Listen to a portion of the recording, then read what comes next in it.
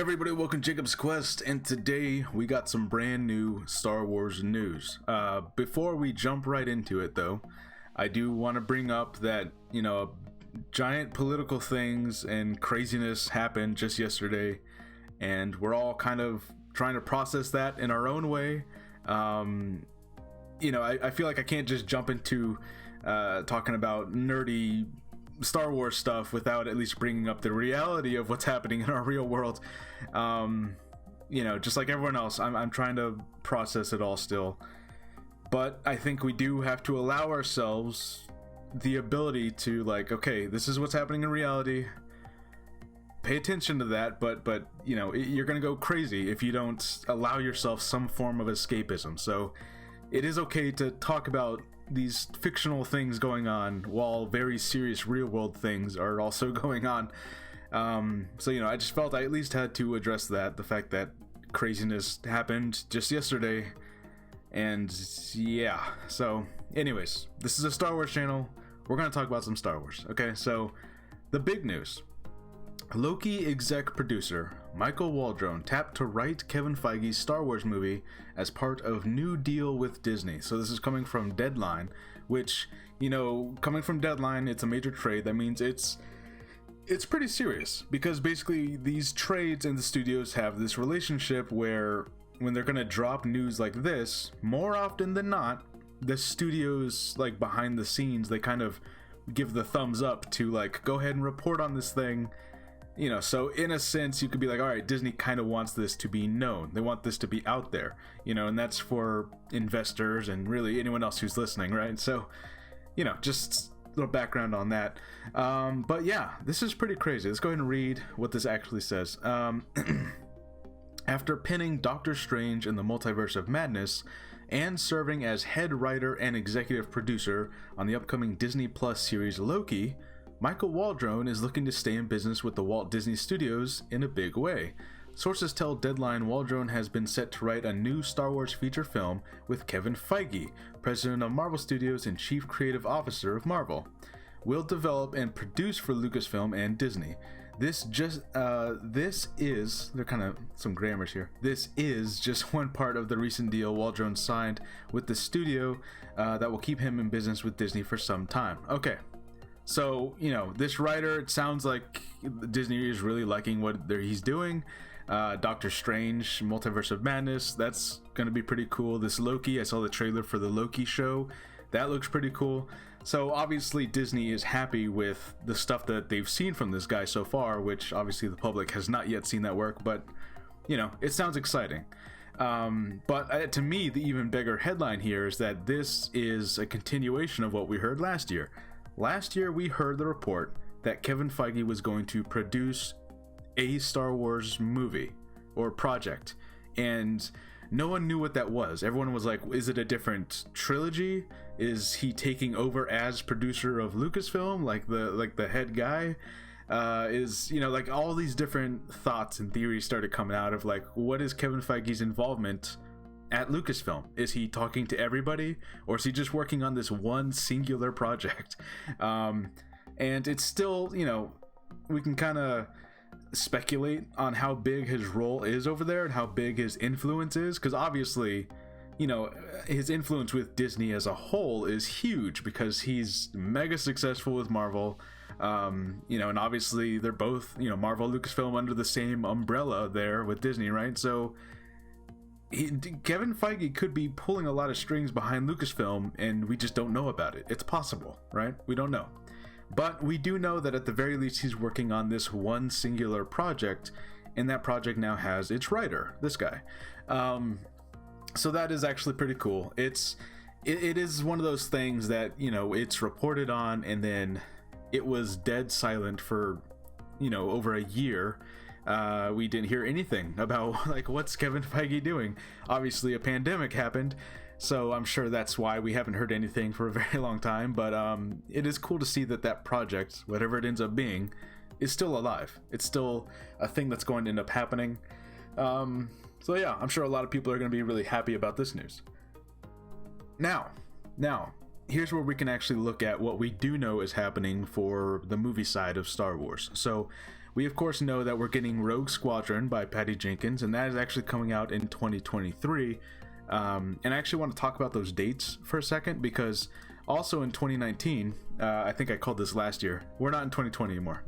So 2 years ago, whatever you want to say now, back in 2019, we had these Disney movie slots, basically. You know, it's where a studio will put out like, all right, for the next several years, here's all the movies that we have in the pipeline, you know, and here's like the month and date that we're trying to hit for these movies. And we had 3 markers for untitled, unknown Star Wars movies. And at the time, it was 22, 24, and 26. Now, due to the pandemic, those were all bumped forward a year. So if you were actually go find the list now, it'll say 23, 25, and 27. Okay, so, and now we of course know that Rogue Squadron is that 2023 movie right there. Now, the assumption, of course, was that Taika Waititi's movie must be next. Taika Waititi, just like the Kevin Feige produced project, Taika's movie was reported a long time ago, dead silent forever, and it was only during this Star Wars announcement that they didn't really say anything about it still, but at the very least they confirmed that it's still alive. We still know nothing about it, but it is still a thing that's happening. Now it's kind of up in the air. Is Taika's movie going to be the 25 movie, or is it going to be the Kevin Feige movie? Also, this kind of confirms other things, is that because you have a different producer with Kevin Feige over there, and we have not had any word that he's working on the Taika movie in any way, you know, we're starting to get this feeling that we're not dealing with a trilogy here. You know, this is not another Star Wars trilogy. This is not a Rogue Squadron trilogy. This is going to be 3 separate movies entirely. At least that's the feeling that I'm getting from this, because it seems like Taika is completely on his own making his thing. Kevin Feige's movie has its own writer doing his thing, and of course Patty Jenkins is making her Rogue Squadron movie, and they don't seem to be related in any way as far as like a trilogy goes. So kind of in a funny way, what we're getting is a continuation of the Star Wars story series, because if you remember, every year we were supposed to get a Star Wars movie. Every single year it was supposed to be a main saga movie and then a Star Wars story, and you had of course Rogue One and then Solo, and then that didn't do so great at the box office, and so they kind of just stopped, and they developed the Mandalorian and the Boba Fett show. So in an interesting way, you know, a lot of those projects that were probably going to be Star Wars stories at one point, like we know that a Boba Fett movie was in development, and of course now it's a TV show. Same with Obi-Wan. Obi-Wan was going to be a movie, and now it's a TV show. But in a strange way, because it looks like the Patty Jenkins and Taika Waititi and Kevin Feige projects are all separate individual things, we're still getting Star Wars stories. They're probably just not going to use that moniker anymore. So it's not going to be Rogue One, a Star Wars story. It's just going to be, not Rogue One, sorry, Rogue Squadron, a Star Wars story. It's just going to be Rogue Squadron. So it's kind of funny how these things work out. You know, a lot of the stuff that they had in the pipeline became TV shows, but they're still just making more. They're just like, all right, instead of a TV show, this will just be a movie, and it's all just a bunch of one-off movies. Now that we can kind of see that, like, all the way up to change that to a 7, up till 2027, now we can kind of see that these are probably going to be individual projects and not a trilogy. I want to know what you guys think about that, because, you know, in one way, a trilogy in Star Wars is a tradition. Like, that's how it started. That's the way a lot of people feel that it should be.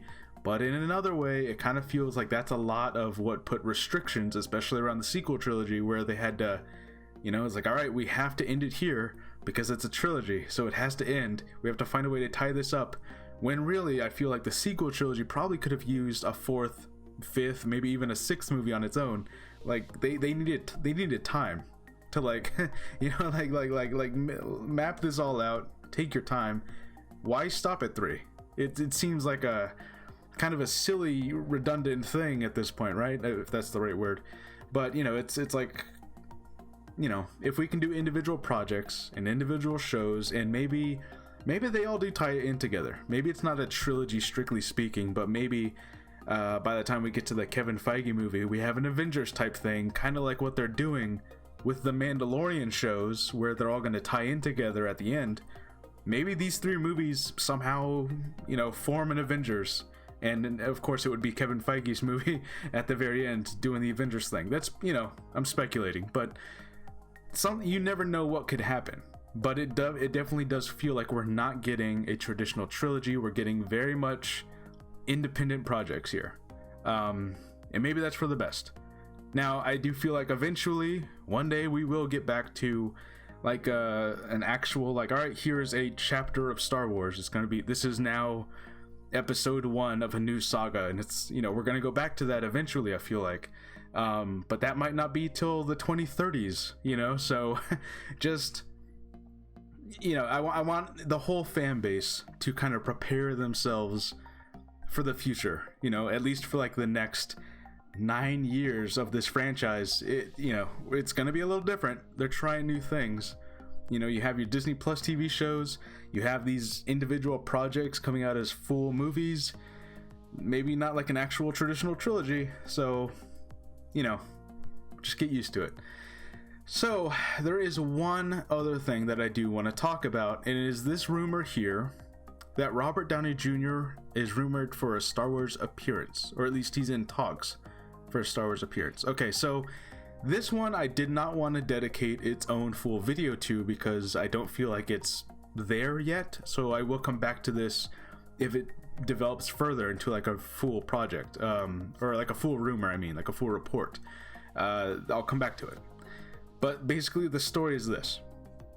So there was a lot of fan castings going around, and one idea I saw like 2 days ago was, what if Robert Downey Jr. plays Thrawn? And someone had like mocked up some, Photoshop fan art of it, right?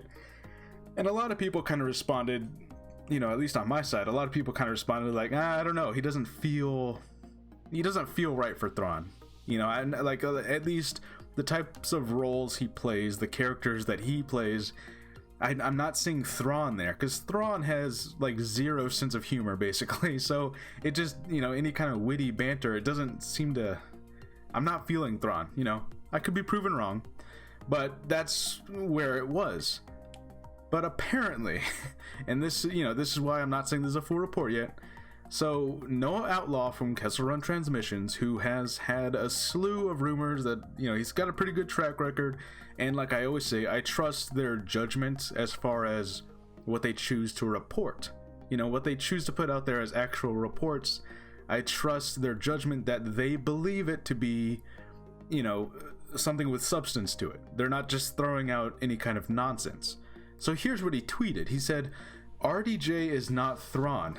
Now I will say, Lucasfilm has talked to RDJ about being in a future Star Wars project. Okay, so he put that out there, and then he deleted it. Okay, he deleted that tweet. Now, I think that's equally important, because what that tells me, personally, is that 2 things. Either, either he is not fully confident in that report, and he, he tweeted it out because maybe he has heard something, but he hasn't, because you never report on something you hear from one person. You always gotta hear it from 2-3 different people before you're like, okay, there's something here. So maybe he heard it from one person, and he just kind of tweeted it out, and then he regretted it. Maybe he's like, oh shit, no, probably shouldn't. People are gonna take that seriously. Maybe I shouldn't do that. So that's possible. Maybe he doesn't feel like there's actually anything there, and so he deleted it immediately that way. The other reason why he might have deleted it is because a lot of times what happens is that, when a scooper gets something for the first time, they all kind of talk to each other. A lot of times scoopers kind of, especially if they're on good terms with each other, they'll kind of call dibs. They'll kind of be like, all right, hey guys, I just want to let you know I'm going to have a report on about this. I'm going to do it in a week. So, and then that way anyone else who might hear about it, they don't instantly say something and kind of steal a scoop like that, because that happens sometimes. There's there's a lot of power plays happening in the scooper game. So sometimes scoopers steal scoops from each other or something like that. It's a big drama. But it's possible that the reason he deleted that could have been because some other scooper is gonna come out with a report in a couple days. That's possible too. So I didn't want to dedicate a whole video to this because it's possible that there's nothing there at all. You know, it's possible that he tweeted this out, but he doesn't actually like believe it, you know, so he's like, no, let's delete it, right? That's possible. So anyways, take from that what you will.